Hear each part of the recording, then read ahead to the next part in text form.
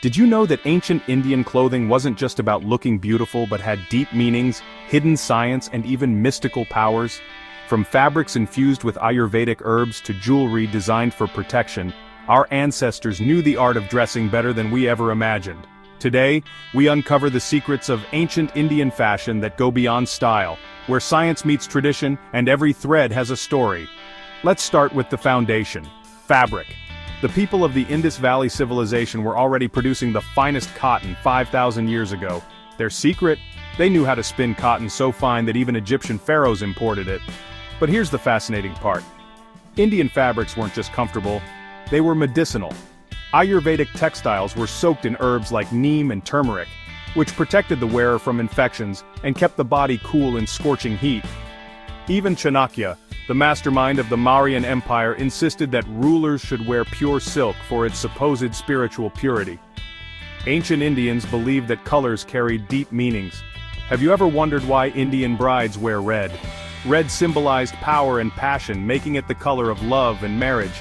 Yellow was the color of wisdom and spirituality, worn by saints and scholars to enhance their intellect. And white? It represented purity and renunciation, often worn by widows or ascetics who had given up worldly pleasures. But did you know that the way a sari or dhoti was draped could indicate your status and region? For example, in some parts of India, women draped their saris without a blouse, but royal women wore multiple layers to show their wealth. The famous Nevi drape, now common in modern saris, was popularized by royal courtesans in Andhra Pradesh. Jewelry wasn't just for beauty, it had scientific and cultural importance too. Take the nose ring. Women in India have worn it for centuries, not just for aesthetics, but because it was believed to regulate emotions and even ease childbirth pains. Toe rings, commonly worn by married women, were believed to enhance fertility by pressing specific nerve points connected to reproductive health. Even black beads, worn by children and married women, were believed to ward off the evil eye. Speaking of royalty, here's a bizarre fashion fact. Mughal and Rajput kings perfumed their turbans with exotic fragrances to impress allies and intimidate enemies. But what about Emperor Ashoka? Some historians claim that after converting to Buddhism, he abandoned rich clothing and dressed like a monk. Others say he still wore royal robes to maintain his authority. What do you think? Unfortunately, some of India's finest fabrics were lost due to colonial exploitation. Take the legendary Dhaka muslin, so fine that an entire sari could pass through a small ring.